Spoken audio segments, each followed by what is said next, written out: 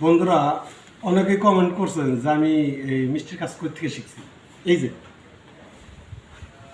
যে একটা শিখছি, দেখছেন তো, খালি বটি হাঁটা ছিল বাঘের মতো চেহারা, এনে বিলাই হয়ে গেছে। ইনিস আমার উস্তাদ, এর কাছ থেকে কাম শিখছি।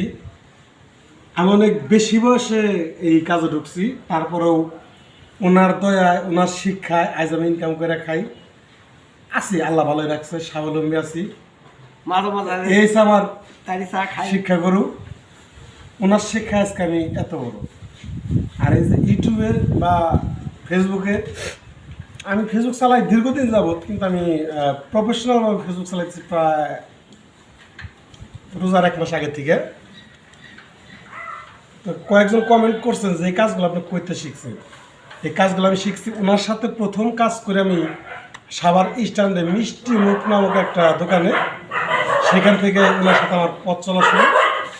আজ উনি আছে সাভার নামাবাজার মুড়িভট্টি, আর আমি আছি কালিসায়। আমি নাম করা একটা দোকানে আছি, আর উনি মুসলিম আছে, এটাও নাম করা, কিন্তু এর দোকান একটা, এর দোকান রেডিও কলোনি জমজম। আর এটা হচ্ছে কারখানা, এখানে কোনো বেচা কিনে হয় না, শুধু কাজই হয়। অনেক সুন্দর কাজ করে আমার উস্তাদ। ধন্যবাদ বন্ধুরা, সবার সাথে পরিচয় হইলেন।